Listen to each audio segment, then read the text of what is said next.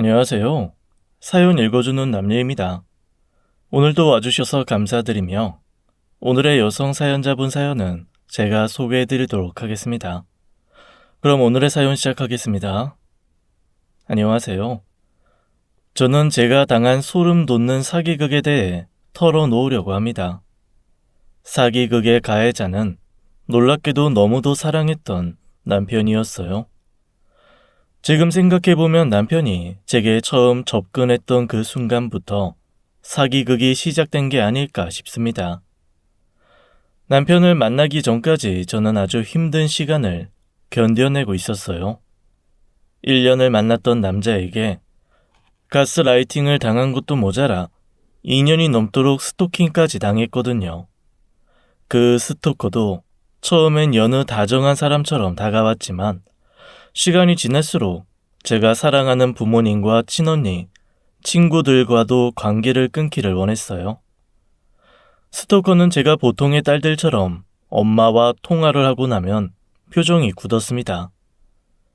성인이 엄마랑 5분이 넘게 통화하는 건 문제가 있는 거야. 나는 자기가 정상적인 성인처럼 굴었으면 좋겠어. 독립적인 인간으로 살아야 되지 않겠어? 친구들이랑 만나서 실속도 없는 수다나 떨면서 시간 보내는 것도 그래. 그건 고등학생들이 나는 짓이야. 자기 옆에는 내가 있잖아. 나만 보고 내 말에만 옳다고 맞장구 치면 돼. 내가 싫다는 것만 안 해도 자기는 아주 괜찮은 사람이 될 거야. 자기 나 믿잖아. 저는 말도 안 되는 소리라는 걸 알아채고는 헤어져야겠다고 바로 마음을 먹었어요. 그런데 그 스토커는 헤어지자는 제 말에 저를 폭행하고 제 친언니의 직장에 찾아가 횡포를 부렸죠. 부모님 집에 찾아가서는 주차돼 있는 아빠의 차를 자기 차로 들이박으며 미친 행위들을 이어나갔습니다. 가족들 보기 너무 부끄럽고 미안했죠. 그런데 억울하게도 법은 스토킹에 관대하더군요. 아무리 신고를 하고 고소를 해도 그 스토커는 벌금만 몇 번 낼 뿐이었어요. 내가 죽어야 끝이 날까 싶은 고통의 나날을 보내던 그때 남편이 기적처럼 제 앞에 나타났습니다. 스토커를 피해 대학 친구 집에 신세를 지고 있을 때였어요. 퇴근 후 친구와 함께 마트에서 장을 보고 집으로 걸어가고 있는데 익숙한 목소리가 등 뒤에서 들리는 것이었어요. 소연아, 나랑 얘기 좀 하자. 소연아. 보나마나 그 스토커라는 걸 알았어요. 저는 아무리 옆에 친구가 있다고 하지만 안심이 되지 않았습니다. 제가 다치는 것보다 저 때문에 친구까지 피해를 입을까 걱정이 됐던 저는 친구에게 도망가라고 소리를 쳤어요. 뒤돌아보지 말고 빨리 도망가. 여기 있다가는 너까지 어떻게 될지 몰라. 빨리! 제가 스토킹 당한 사실을 아는 친구는 뒤를 돌아봤다가 스토커와 눈이 마주쳤고 놀라서 주저앉아 버렸습니다. 넌 또 누구야? 어? 네가 소연이한테 나랑 헤어지라고 했어? 쓰레기 같은 게. 당장 우리 소연이 옆에서 꺼져. 너 때문에 우리 소연이가 나한테 모질게 대하는 거 다 알고 있어. 너만 아니었어도. 스토커가 제 친구에게 달려드는 걸 제가 몸으로 막아서던 그때 쓰레기 봉투 더미가 스토커에게 마구 날아들었습니다.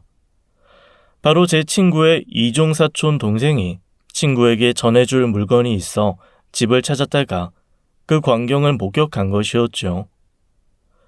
스토커가 쓰레기 더미를 뒤집어 쓰고 있는 사이 친구가 경찰에 신고를 했고 친구의 친척 동생은 경찰 조사까지 성실히 임하며 저를 지켜줬습니다.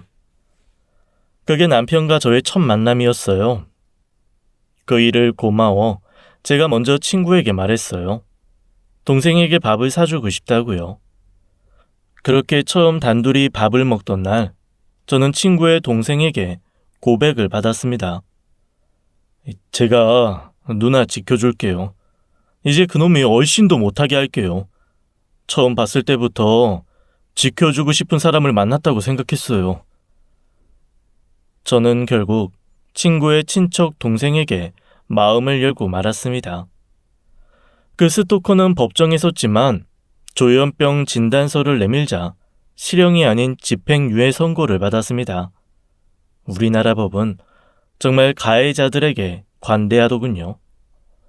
판결을 알게 된 날 저는 실신까지 해버렸어요. 그런 저를 친구의 동생이 끝까지 지켜주었습니다. 직장에 휴가를 내고 쉬던 한 달 동안 자신도 직장에 휴가를 내고 제 곁을 지켜주었어요. 함께 여행을 다녀주며 제가 마음을 다잡을 수 있게 곁을 지켜준 고마운 사람을 어떻게 사랑하지 않을 수 있었을까요? 스토커도 집행유예 중에 잘못되다가는 실형을 살 수도 있는데 오모에가에 다시 해를 가하지는 않을 거라며 그 남자는 저를 안심시켜줬습니다. 그리고 그런 남자와 한시도 떨어지고 싶지 않았던 저는 그 남자의 고백을 받아들였어요. 그렇게 저는 1년의 연애 끝에 결혼을 하게 됐죠. 모든 불행이 결혼과 함께 끝나고 새로운 인생이 시작되는 기분이었습니다. 남편에게 과거의 치부를 들킨 것 같았던 저는 더 살뜰히 남편을 챙겼어요. 이제 형님이 된 친구도 저희 사이가 유난히 좋다며 부러워했었습니다. 너희가 이렇게 잘 살 줄 알았으면 진작 소개시켜줄 걸 그랬다니까. 실은 동수가 옛날에 대학 때 너랑 찍은 사진 보고 이 누나 누구냐고 예쁘다고 했었거든. 그땐 그냥 속으로 자식 보는 눈은 있네 하고 넘겼는데 지금 생각해보니 그때 네가 동수 만났으면 그딴 스토커는 안 만났을 거 아니야. 친구의 말에 저는 정말 우리가 일찍 만났더라면 그런 고통스러운 시간을 피할 수 있었을 텐데 생각할 정도로 남편은 좋은 사람이었어요. 대기업에 다니는 저와 중소기업에 다니는 남편의 벌이 차이가 많이 났지만 자격지심 따위는 없었던 남편이었죠. 친구들이 뭐라고 하는 줄 알아? 마누라가 더 잘 벌면 안 쪽팔리냐고 그러더라. 그래서 내가 그랬지. 돈 잘 버는 와이프 만난 것도 내 능력이다. 왜, 부럽냐? 나 잘했지? 여보가 나보다 3살 많으니까 나도 3년 뒤에는 여보만큼 벌 수 있을 거야. 그땐 내가 더 잘할게. 나는 여보가 내 롤모델이야. 롤모델이랑 사는 남자는 나밖에 없을걸. 이렇게 예쁘게 말하는 남자랑 사는 여자가 있을까? 행복에 겨웠던 시간이었습니다. 시장에서 작은 식당을 함께 운영하시는 시부모님은 저를 딸처럼 대해주셨어요.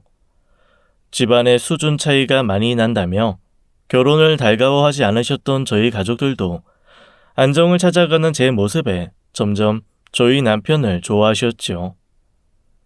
저는 저희 부모님께 용돈 100만 원을 드리면 시부모님께도 100만 원을 드렸어요.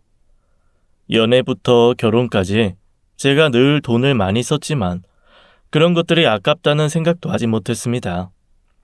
상처받고 나약해진 저를 가족으로 받아들여준 시댁과 남편에게 고마운 마음만 가득했으니까요. 그리고 저는 임신을 하게 되었어요. 그동안 몇 번의 아픔이 있었던 터라 남편에게는 비밀로 하고 혼자만 알고 있었어요. 병원에서 아기 초음파를 보고 나서야 남편에게 서프라이즈를 할 생각이었죠. 그런데 임신 소식을 전하며 아기 초음파 사진을 보여준 바로 그날 남편의 태도가 몹시도 찝찝했습니다. 마치 제 임신 소식이 희소식이 아니라 날벼락이라도 되는 것 같은 표정이었어요. 몰아딱 짚어서 설명할 수 없는 미묘한 표정이었지만 확실한 건 우리의 임신을 반가워하지 않는다는 느낌이었죠. 하지만 저는 제가 품은 의심을 의심했습니다. 이제 진짜로 아이 아빠가 됐으니 마음의 무게가 생긴 거겠지? 우리가 그동안 얼마나 아이를 원했는데 기쁘지 않을 리가 없잖아. 어제까지만 해도 사랑한다고 말하던 사람이잖아. 아무래도 내가 임신 중이라 호르몬으로 예민해진 걸 거야. 그런데 정말로 이상한 건 그날 이후로 남편의 모든 행동이 미묘하고 수상하게 변했다는 것이었습니다. 아무리 제 자신을 타이르고 다그쳐봐도 남편은 수상했어요. 일단 귀가 시간이 너무 늦어졌다는 게 가장 큰 변화였습니다. 보통 귀가가 늦던 사람도 와이프가 임신을 하면 일찍 들어오지 않나요? 그런데 늦어야 7시면 들어오던 남편이 그날 이후로는 9시가 넘어서 들어오기 시작했죠. 회사와 집은 차로 20분 거리밖에 되지 않는데 귀가가 점점 늦어지니 서운하고 섭섭한 기분이었습니다. 여보, 요즘 집에 늦게 들어오는 게 회사 일이 너무 많아서 그러는 거야? 그런 거라면 이해해야겠지만 임신 초기에 그러니까 내가 좀 속이 좁은 건지 속상하고 그러네. 제 솔직한 심경 고백에도 남편은 예상 밖의 반응이었어요. 변명을 하든 일찍 오겠다 약속을 하든 사과를 하든 해야 할 것 같은데 말이죠.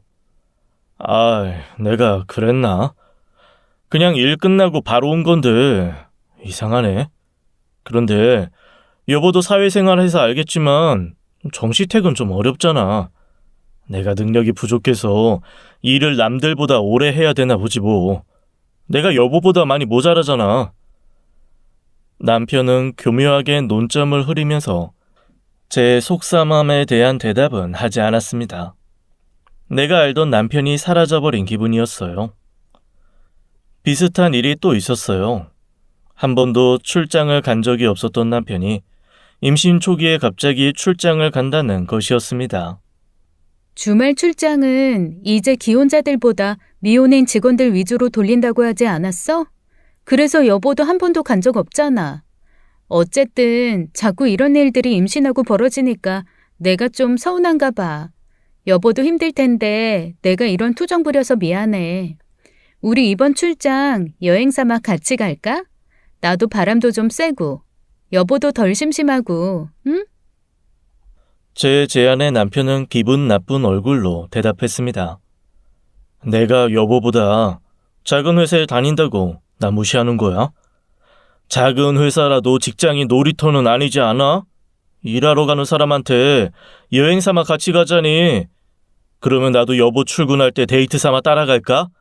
아무리 내 월급이 하찮아도 그렇지 어떻게 출장을 놀러 간다고 생각할 수가 있지? 좋은 대학 나와서 좋은 회사 다니면 남들 하는 일이 우스워? 그래? 그런 뜻이 아니었는데 남편이 확대 해석을 하는 것 같았죠.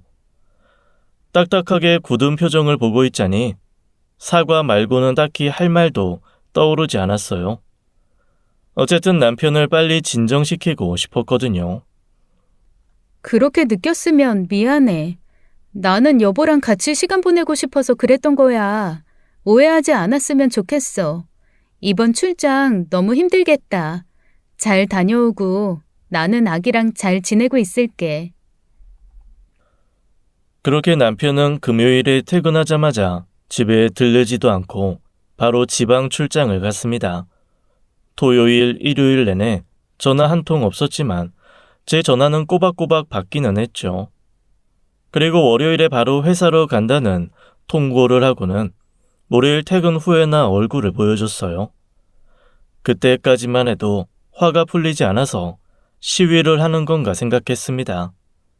자격지심 따위는 없었던 사람이 갑자기 왜 그런 말들을 하는 걸까 궁금했던 저는 이제는 형님이 된 제 친구에게 도움을 요청했습니다.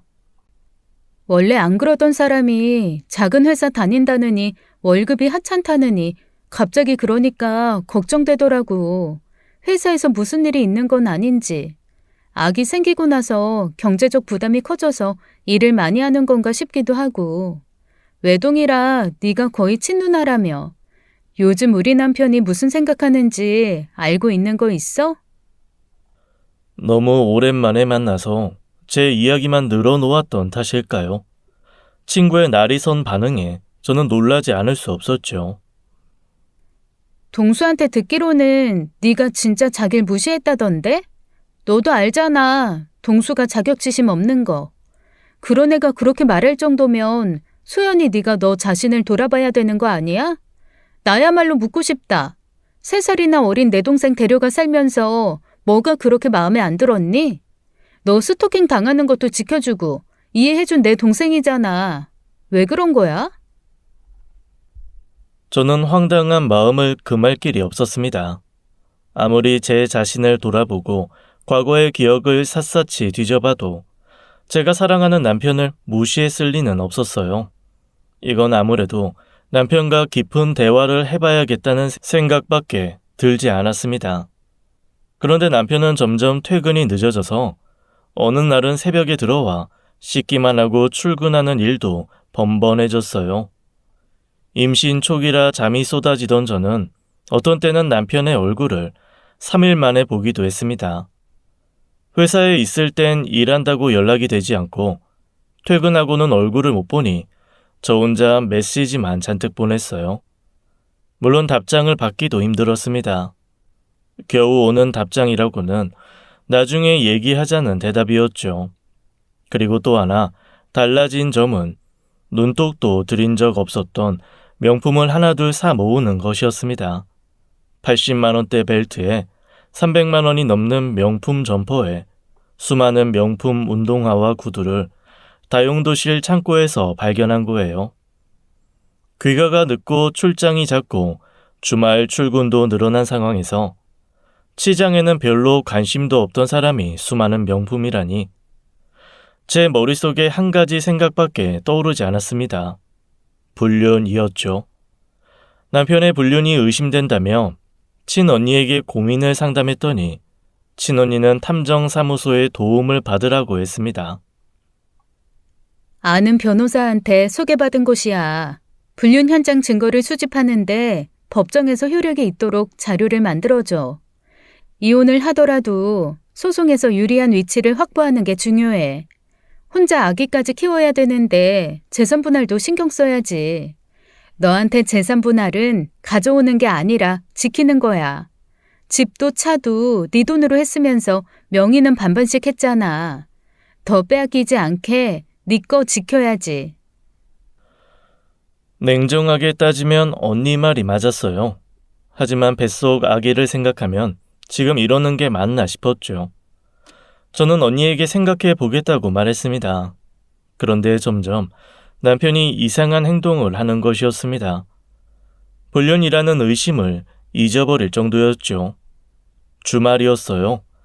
늦잠을 자고 일어났는데 거실에서 대화 소리가 들리는 겁니다. 남편이 통화 중인가 보다 생각하고 조용히 나가보니 남편이 소파에 앉아 허공에 대고 혼잣말을 하는 것이었어요. 대화도 아니고 두서도 없는 말들의 연속이었습니다. 옛날에는 그랬거든. 그래서 말을 잘 들어야 돼. 내가 느끼기엔 그래. 여기저기 아픈 게 다 조상님 때문이야. 그래서 다 조심해야 하는 거야.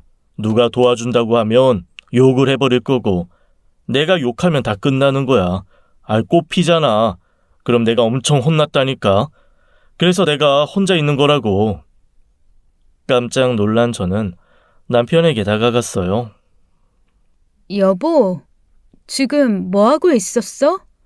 잠이 덜 깼으면 가서 좀 더 자, 어? 남편은 저를 멍하니 보더니 침실로 들어갔어요. 그리고 코를 드렁드렁 골다가 깨서는 잘 잤나며 저를 안아줬죠. 잠꼬대였나 보다 안심하고 넘기기는 했지만 찝찝하긴 했어요. 그리고 며칠 후에는 한밤중에 남편이 없어서 거실로 나가보니 베란다에서 뭔가 움직이는 겁니다. 가까이 가보니 남편이 바닥에 한껏 웅크리고 있다가 고개를 돌려 저를 응시하는 거예요. 달빛에 남편의 눈빛이 반짝거리는데 사람의 눈빛이 아닌 것처럼 느껴졌습니다. 여보, 여기서 왜 이러고 있어? 어? 들어가자. 일어나. 남편은 제 말에 스르륵 일어나더니 방으로 돌아가서는 다시 잠에 들었어요. 정말 소름이 돋았던 일은 따로 있었습니다. 자다가 이상한 낌새에 눈을 떠보니 남편이 침대 위에 서서 저를 내려다보고 있는 거예요. 죽일 듯이 노려보면서 말이죠. 너무 놀란 저는 소리를 지르며 화장실로 도망쳤습니다. 뱃속의 아기를 지켜야겠다는 본능이 발휘됐죠. 더 무서운 건 남편이 화장실 문을 두드리고 억지로 문을 열려고 했다는 겁니다. 저는 울면서 소리쳤어요. 여보, 정말 왜 이래? 정신 차려.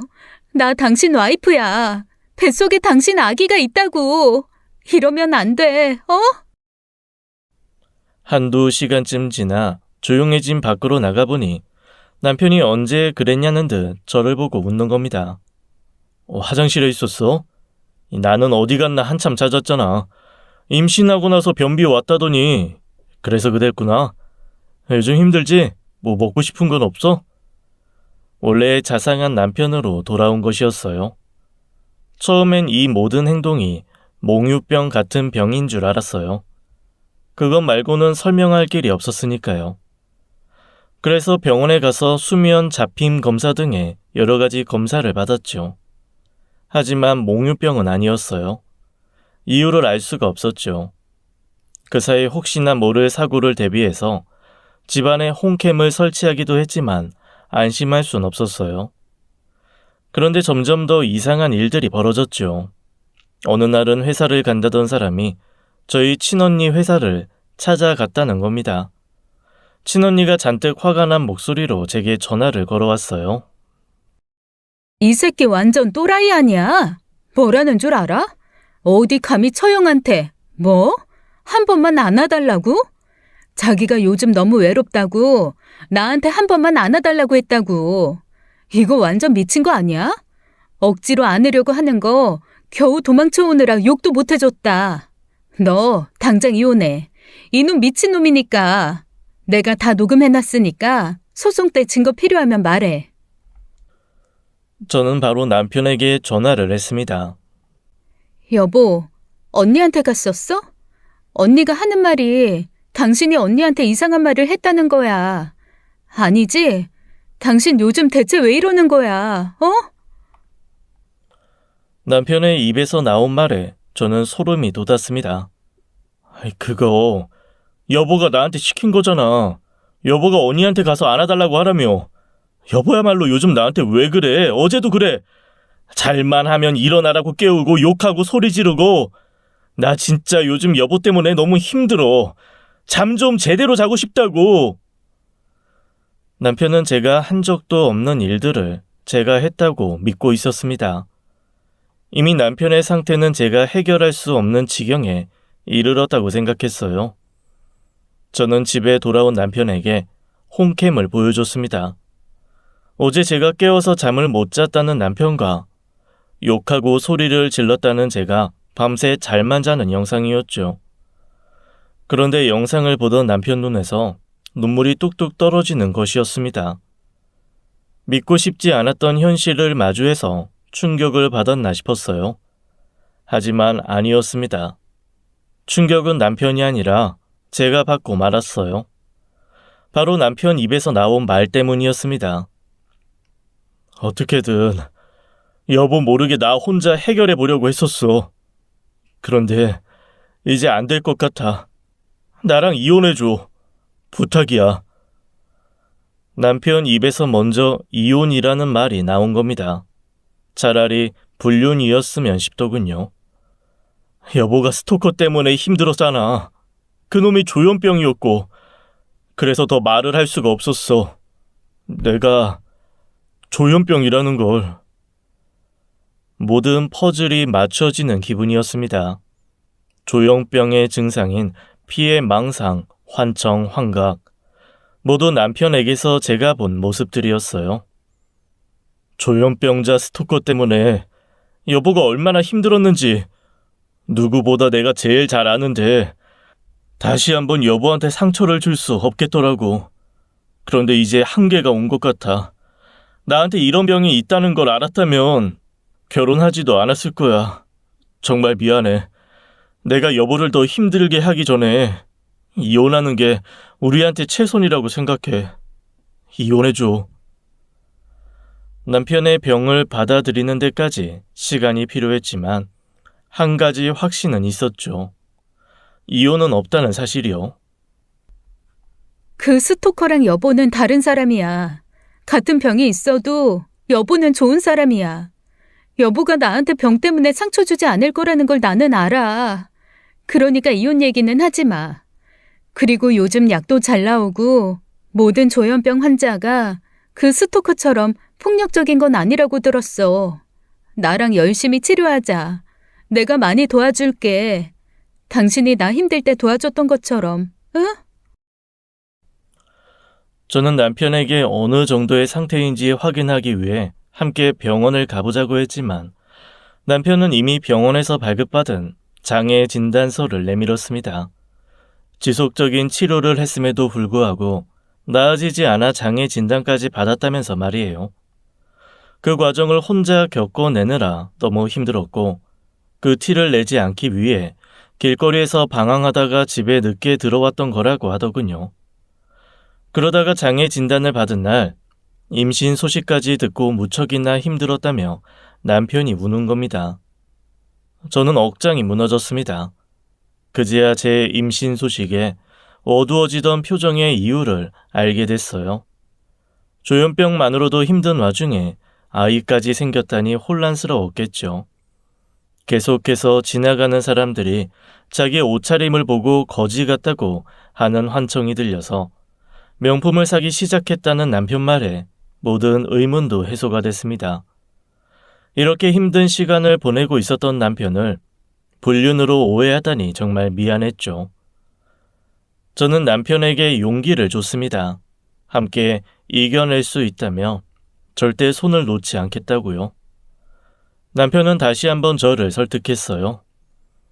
합의 이혼으로 깔끔하게 끝내고 여보는 새 인생을 살았으면 좋겠어. 아기한테도 조현병 걸린 아빠는 도움이 안 될 거야.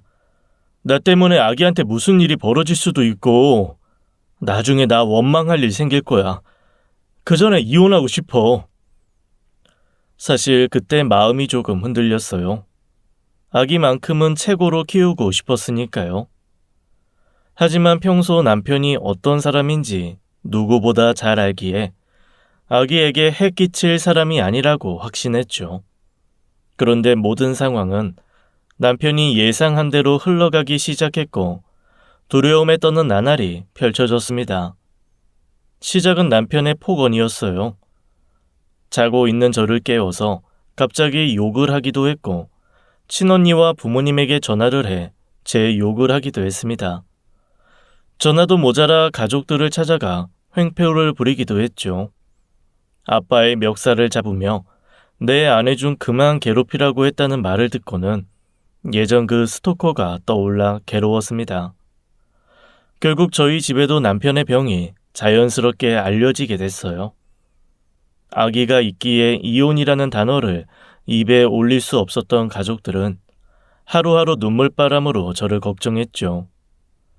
친언니는 아무것도 몰랐다며 사과를 했어요. 그때 제부가 안아달라고 왔을 때 내가 이상하다는 걸 눈치챘어야 했는데 원래 조현병이 환청도 들리고 충동성을 억제를 못한다며 아무것도 모르는 너한테 화만 내고 언니가 그때 너무 미안했다. 우리 소연이 힘들어서 어떡해. 제부가 치료가 잘 돼서 다시 전처럼 행복해질 거야. 걱정하지 마. 가족들의 위로가 없었다면 견딜 수 없는 상황이었습니다. 남편은 밥을 먹다가 갑자기 욕을 하거나 씻으러 들어갔다가 갑자기 뛰쳐나와 욕을 하기도 했습니다. 제가 있는 회사까지 직접 찾아와서 이유도 없이 화를 내고 욕을 하기도 했죠. 그거 알아? 세상 모든 남자들이 너를 만나면 다 조현병이 되는 거야. 네가 저주받은 여자라 그런 거라고. 너만 아니었어도 내가 이렇게 안 살아. 어제도 내가 자고 있는데 날 죽이려고 했지? 자는 척하고 있었지만 나 다 알아. 네가 날 죽이려고 한다는 거. 하지만 나 이렇게 못 죽어. 억울해서 못 죽는다고. 죽더라도 널 죽이고 죽을 거야. 아무리 제정신이 아닌 사람의 말이었지만 제겐 큰 상처가 되는 말을 뱉어내는 남편이었습니다. 제가 겪었던 일들이 치부가 되어 남편의 무의식을 흔들고 있다는 생각에 괴로웠죠. 병세가 심해질 때는 집에 언니가 와 있거나 제가 친정에 가서 머무르거나 하면서 스트레스를 받지 않으려고 했어요. 뱃속의 아기를 지켜야 했거든요. 문제는 폭력적인 성향뿐만이 아니었습니다. 충동적인 성향을 억제하지 못해 제 카드로 명품을 수백만 원어치 구매하는 일이 많아졌죠. 그나마 제가 발견한 물건들은 환불을 받기도 했지만 영수증이 없거나 사놓고 이미 입어버린 옷들은 반품도 하지 못해 카드값은 오롯이 제가 떠안아야 했답니다. 남편은 매일 약을 챙겨 먹었지만 호전되는 느낌을 받지 못했어요. 심적으로도 경제적으로 점점 피폐해져 갈 때였습니다. 시부모님이 가게로 오라고 해서 남편의 문제를 논의하자는 줄만 알고 찾아갔는데 뜬금없는 말을 듣고 말았습니다. 아가, 저번 달부터 용돈이 입금이 안 되길래 다른 게 아니라 걱정이 돼서 말이다. 요즘 경제적으로 어려운 일 있니? 너희 엄마 아빠 다 교사에 철밥통 대기업 다니는 애가 그럴 리는 없고 말이야. 혹시 말이다. 우리 집안이 너희 집안에 비해 많이 부족해서 업신여기는 거니? 바른 대로 말을 해보거라. 대체 왜 용돈을 안 주는지 말이다. 아기는 12주를 향해 가는데 몸무게는 임신 전보다 줄어서 보는 사람마다 걱정하던 때였습니다. 임신한 며느리가 홀쭉해져 앞에 앉아 있는데 왜 용돈을 주지 않느냐 따지는 시부모님이었죠. 남편이 지금 어떤 상황에 처했는지 전혀 모르시는 건지 궁금해졌습니다. 용돈은 늘 그랬듯이 남편 통해서 드리고 있었어요. 왜 전달이 안 됐는지는 남편한테 확인해 볼게요. 제가 궁금한 건요. 어머니, 남편이 지금 어떤 상황인지 알고 계신가 하는 거예요. 남편이 지금요.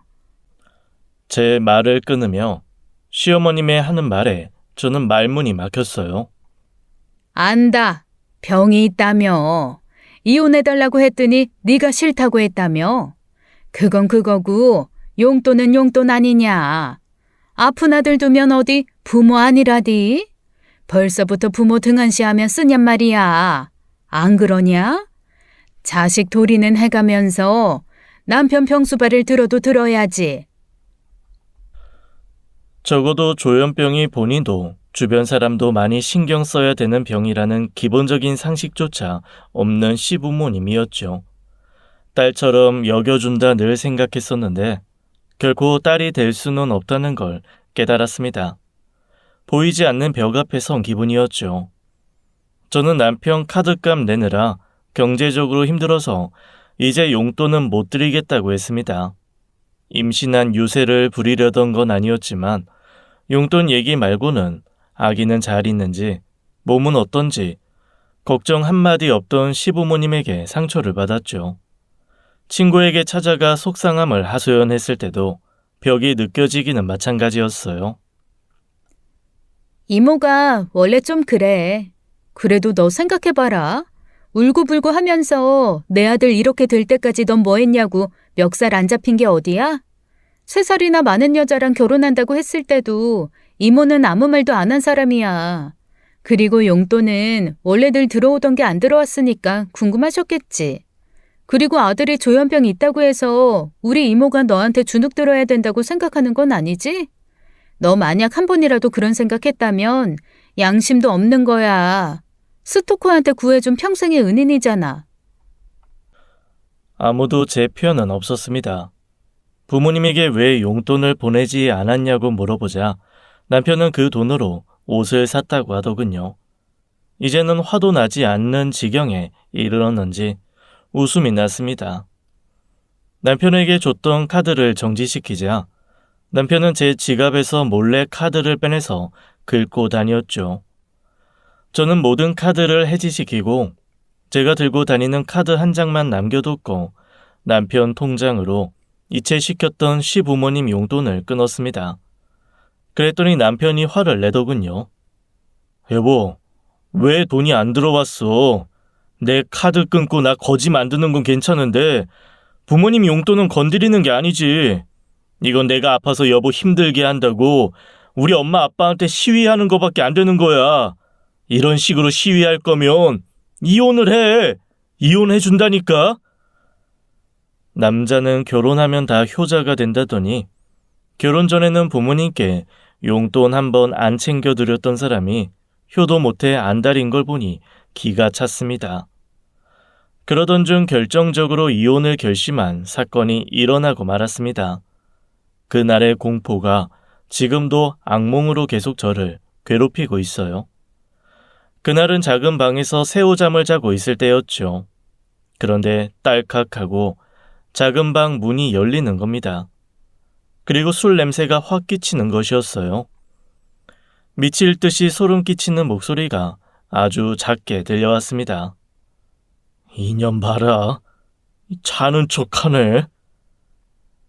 그 서늘한 말투에 심장은 튀어나올 것 같이 뛰고 숨조차 쉴 수 없었고 눈에서는 눈물이 쭈루룩 흘러내렸어요. 순간 드는 생각은 남편이 취한 건지 병세가 심해진 건지 구분이 안 된다는 것이었어요. 그 정도의 술 냄새가 날 정도로 술을 잘 마시지도 못하는 사람이었거든요. 맥주 3잔이면 취한다고 잔을 내려놓던 사람이었는데 그날따라 이상하게 술 냄새가 났습니다. 하지만 술이 문제건 병이 문제건 상관이 없어졌죠. 남편의 그 다음 말에 저는 생명의 위협을 느꼈거든요. 이년, 이대로 죽여버리면 호상이잖아. 자다가 저 세상 가는 게 호상이지. 안 그래? 소연아, 언제까지 자는 척 할 거야, 어? 와, 이년은 꼭 이렇게 날 열받게 한다니까. 극도의 공포를 느끼던 그 순간 배가 심하게 뭉치는 게 느껴졌어요. 계속 자는 척을 해보려 했지만 배가 뒤틀리고 온몸이 오그라드는 기분에 저도 모르게 신음소리가 새어나왔죠. 식은땀이 흐르고 온몸이 떨렸어요. 참다 못한 저는 아이 아빠인 남편의 손을 잡으며 간절하게 호소했습니다. 배가 너무 아파. 병원에 좀 데려가줘. 우리 아기가 지금 이상한 것 같아. 그때 제 눈에 비친 남편은 웃고 있었습니다. 악마가 살아있다면 저런 표정이지 않을까 싶은 얼굴이었죠. 여보, 나 좀 살려줘. 119라도 불러줘. 부탁이야. 아니면... 그때 가만히 저를 내려다보던 남편이 한마디 말을 내뱉고는 방을 나가는 겁니다. 저는 여태 그 소름 끼치는 말을 잊을 수가 없습니다. 이제 됐다. 남편이 방을 나가자마자 저는 정신을 잃었고 깨어보니 하혈을 너무 많이 한 상황이었어요. 밖에 인기척이 들리지 않는 걸 확인하고 겨우 기어나가 119에 전화를 걸었습니다. 결국 저는 병원으로 옮겨졌지만 이미 아기는 제 곁을 떠난 뒤였습니다. 병원에 입원해 있는 3일 동안 남편은 한 번도 찾아오지 않았고 저도 그 얼굴을 다시 보고 싶지는 않았어요. 이제야말로 끝내야 하는 시기라는 가족들의 말에 저도 수긍이 됐었죠. 그런데 자꾸 남편의 마지막 말이 걸렸습니다. 이제 됐다.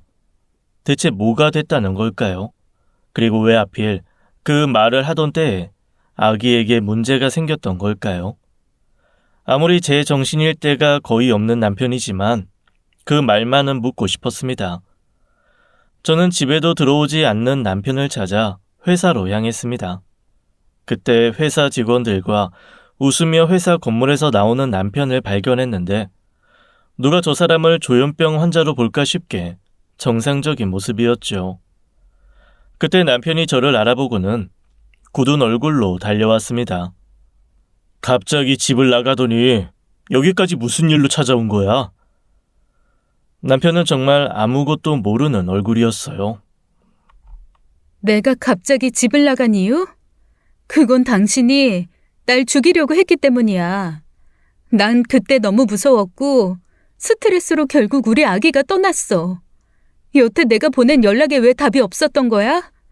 그리고 그날 그 말은 무슨 말이야? 내가 119 좀 불러달라고 했더니 이제 됐다고 했지? 대체 뭐가 된 건데? 너 내가 이렇게 되길 기다리고 있었던 거야? 말을 좀 해봐. 우리 아기가 잘못되기라도 기다리고 있었던 거냐고. 술에 취해 기억이 나지 않는다는 남편이 가만히 제 배를 내려다보고는 씩 웃는 거예요. 거봐, 내가 뭐라고 했어. 아기한테 무슨 일이 생길 수도 있다고 했잖아. 그러기 진작 이혼을 했어야지. 우리 여보 고집도 참. 그날 밤에 봤던 그 얼굴, 웃고 있던 악마의 얼굴을 다시 보고 만 겁니다. 분노와 공포, 배신감과 슬픔이 한꺼번에 몰려와 저를 덮쳤습니다. 그래, 해. 이혼하자고. 나도 이제 더는 못 견디겠어. 그리고 당장 내 집에서 나가. 제 말에 남편이 피식피식 웃더군요. 그게 왜 네 집이야? 우리 집이지. 재산 분할 제대로 해서 우리 재판까지 가지는 말자. 그리고 내가 아파서 네가 이혼해달라고 요구하는 거잖아. 나한테는 아무런 귀책 사유가 없어. 내가 아프기 전까지 얼마나 가정에 충실했는지 잘 알잖아. 언니가 말했던 우려가 현실에서 벌어지고 만 겁니다. 남편은 너무나도 당당하게 재산 분할을 요구했죠. 그리고 남편은 저를 두고 돌아서며 홀가분한 얼굴로 그때 한 말을 다시 내뱉었어요. 이제 됐다. 그날 밤에 악몽이 떠올라 저는 그대로 굳어버리고 말았습니다. 남편이 원하던 건 저의 안전이 아니라 이혼 그 자체였던 걸까? 나는 왜 이런 사람을 붙잡고 여기까지 왔나? 온갖 괴로움이 저를 휘감았어요. 이상하게도 남편은 이혼 얘기가 나온 뒤로는 꼬박꼬박 집에 들어오기 시작했어요. 마치 집에 대한 권리라도 주장하는 것처럼 보였습니다. 대신 더 이상 남편을 보기 힘든 제가 친정에서 생활을 했어요.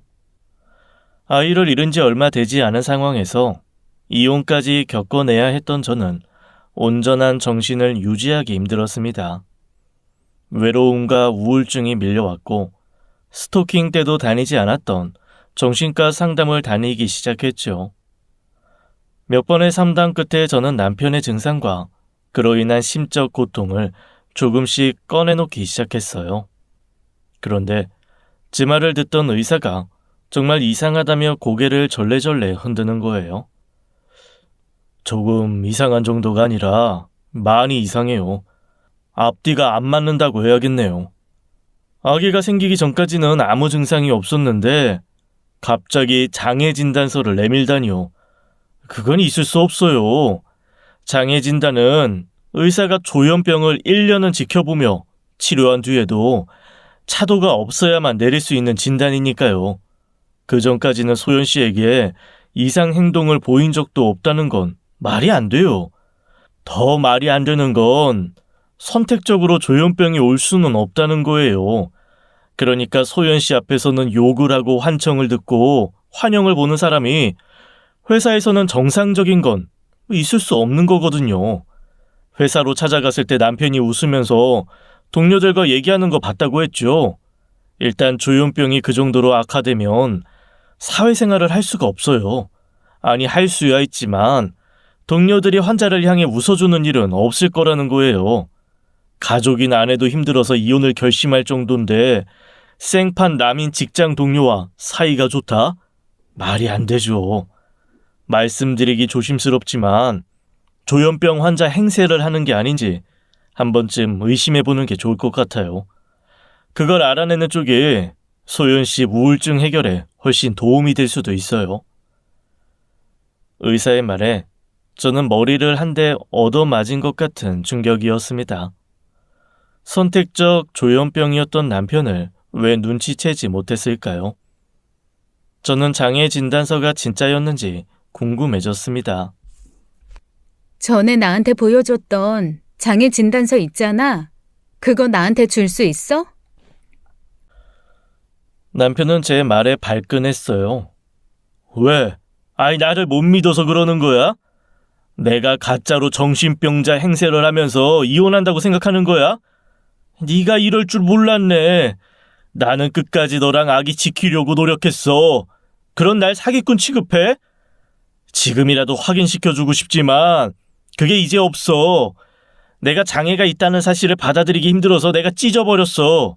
그리고 다시 끊어달라고 하지도 않을 거야. 그걸 보면 내가 너무 힘들어지거든. 그런데 그거 알아? 내가 이렇게 된 건 다 네 탓인 거. 네가 사람을 이렇게 만든다니까? 저는 흥분한 남편을 달랬습니다. 그래야 제가 원하는 걸 얻어낼 수 있었으니까요. 그게 아니라 네가 아프다는 걸 증명해야 재산 분할 때 내가 너한테 위자료를 줄 수가 있어.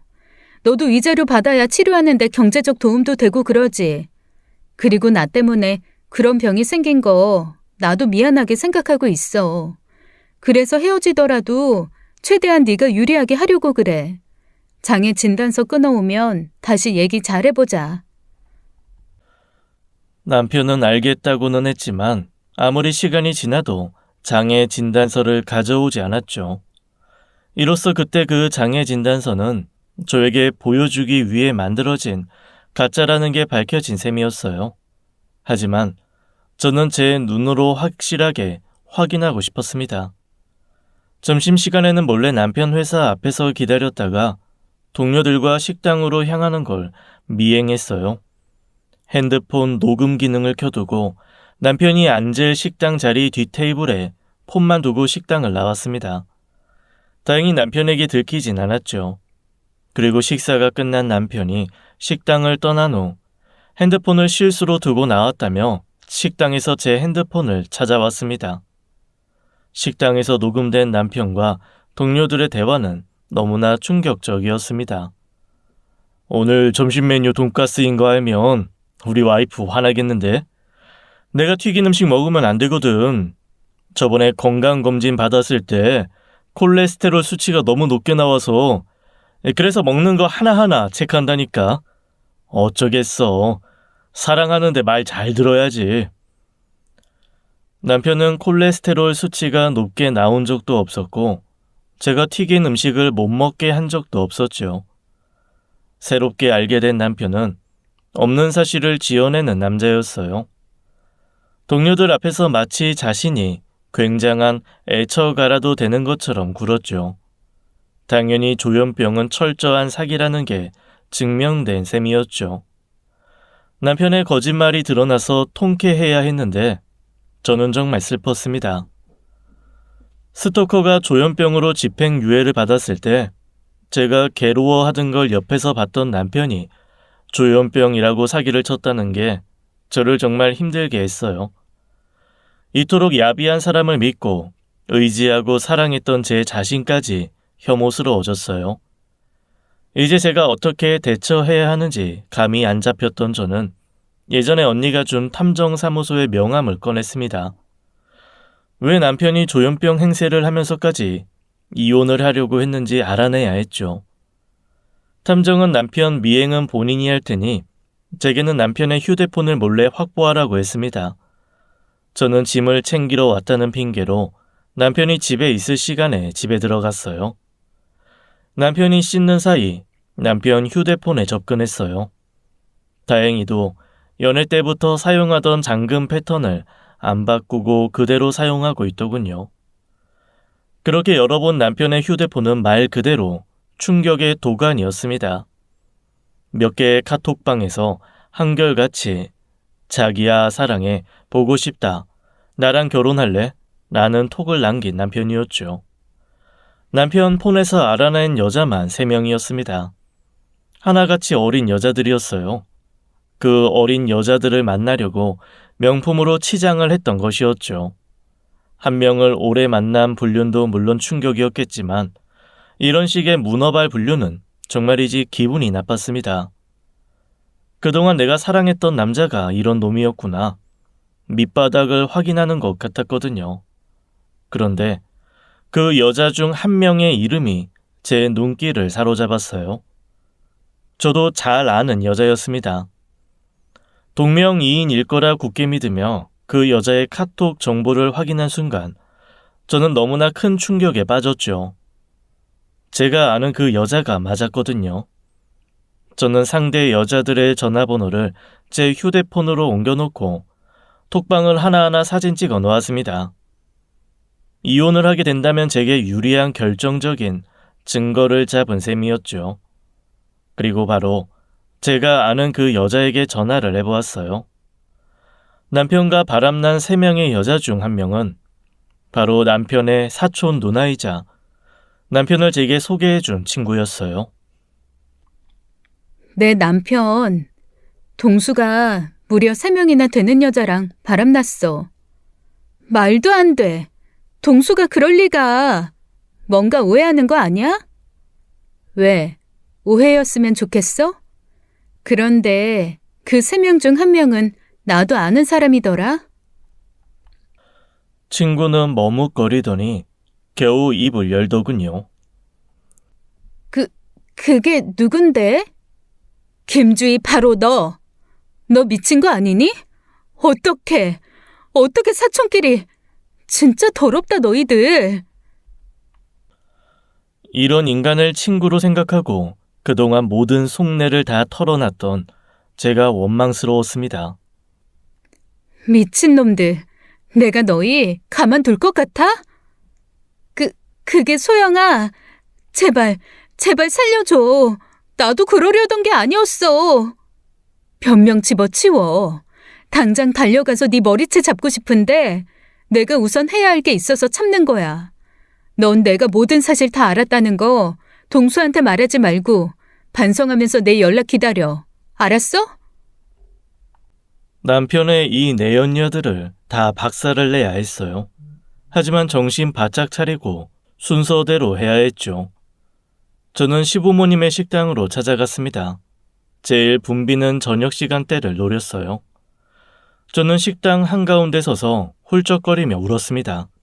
손님들이 모두 저를 쳐다봤지만 저는 부끄럽지 않았어요. 아버님, 어머님, 저 이혼하기 전에 인사드리러 왔어요. 사실 전 끝까지 가정 지키고 싶었어요. 아무리 남편이 조현병이라고 해도 저한테 온갖 욕을 하고 저희 친언니한테 성추행을 해도 아픈 사람이니까 이해가 됐어요. 임신한 저 죽이겠다며 악마같이 웃을 때 무섭긴 했지만 사랑하는 남편이라 이해했어요. 제가 아이가 유산돼서 피 흘리고 있는데 출근하는 거 보면서 책임감 강한 사람이니까 병도 이겨낼 거라고 생각했는데 조현병이 정말 힘든 병인가 봐요. 그리고 조현병이 유전 질환이라는 거 알고 어머님이 조금 이해가 되더라고요. 임신한 며느리가 자기 아들 조현병 병수발 드느라 삐쩍 말라서 다 죽어가는데 용돈 달라고 하셨잖아요. 그땐 참 너무하신다고 생각했는데 조현병이라고 생각하니까 마음이 편해지더라고요. 아픈 사람한테 무슨 화가 나겠어요. 어머니도 조현병 치료 잘 받으세요. 그러다 아버님 죽이겠다고 하지 마시고요. 아드님처럼 이혼당하면 어떡해요. 저 진짜 걱정돼서 그래요. 식당 안에 사람들이 수군거리기 시작했습니다. 어떤 사람은 시부모님을 향해 욕을 하고 식당을 나가기도 했죠. 얼굴이 노래져서 부들부들 떨고 있는 시부모님을 뒤로하고 식당을 나서는데 그렇게 통쾌할 수가 없었습니다. 며느리를 위협하는 자기 아들의 조현병이 얼마나 힘든 병인지 알려줄 수 있어 행복했죠. 이제 남은 건 남편이었습니다. 사실 제가 증거를 충분히 모았음에도 이혼을 진행하지 않았던 이유는 고민이 있었기 때문이었죠. 아무리 생각해도 이혼은 남편을 위한 일이라고 생각됐습니다. 이혼은 남편에게 벌이 아니라 상이었죠. 저는 남편을 박살내고 싶었어요.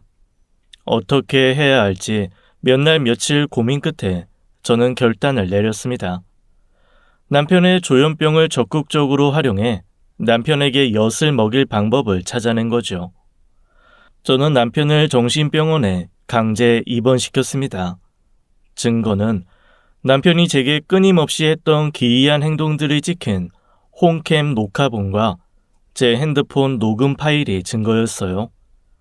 홈캠에 찍힌 남편의 기이한 모습들과 남편의 폭력성이 담긴 녹취록, 결정적으로 저를 위협하는 장면과 그로 인해 유산에서 피를 흘리고 있는 저를 방치하고는 휘파람을 불며 출근하는 남편의 모습이 고스란히 홈캠에 촬영되어 있었거든요.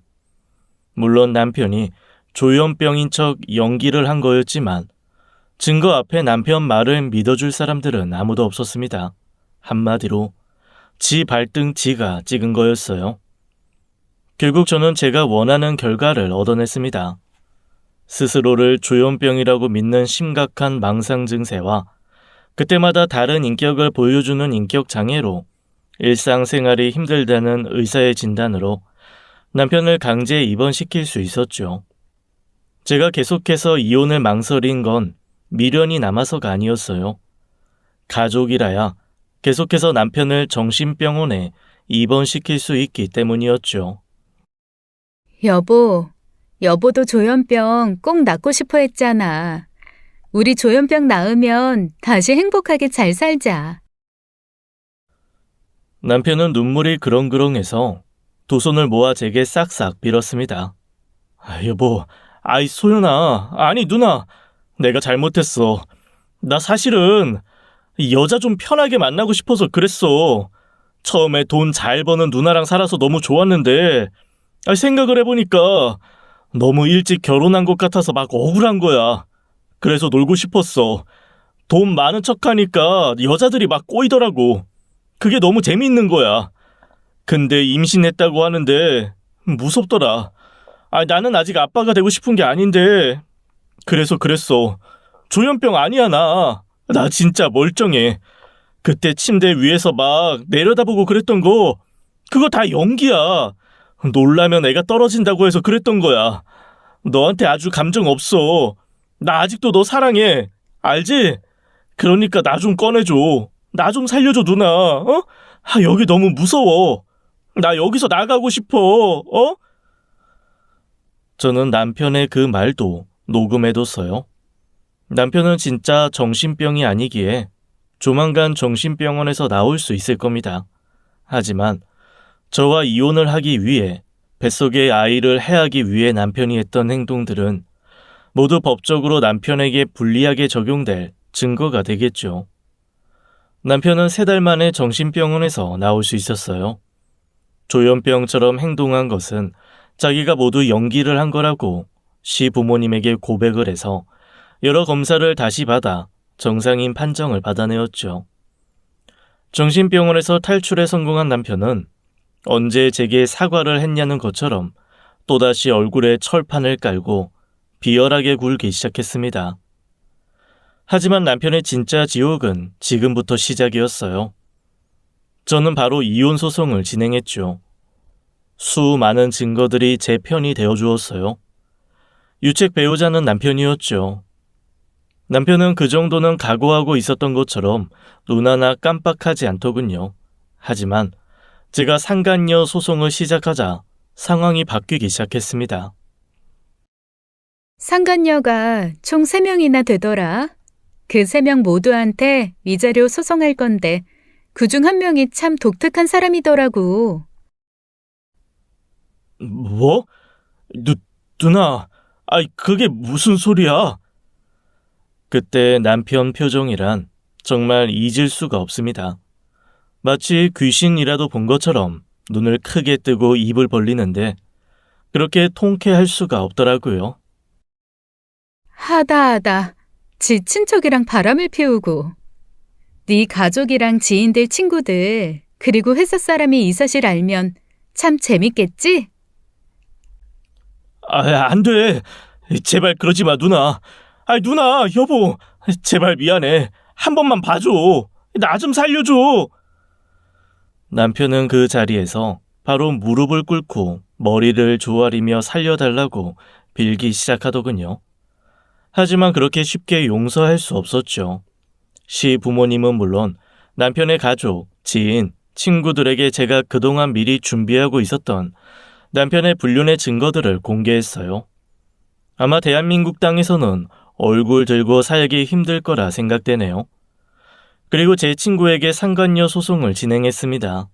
그쪽 가족들에게도 친구와 바람났던 외도남의 정체를 알려주는 것도 빠뜨리지 않았죠. 꼼꼼하게 전할 수 있는 모든 사람들에게 전했습니다. 결국 남편은 모든 사람들에게 지탄을 받으며 지방 어딘가에서 숨어 산다고 들었네요. 그렇게 저는 이혼을 했습니다. 하지만 저로서도 상처뿐인 영광이었어요. 지금은 친정집에서 제 남은 상처를 치유하며 조용히 살아가고 있습니다. 지금까지 사연 읽어주는 남녀였습니다. 끝까지 함께 해주신 여러분 감사드리며 저희는 다음 사연으로 돌아올게요. 감사합니다.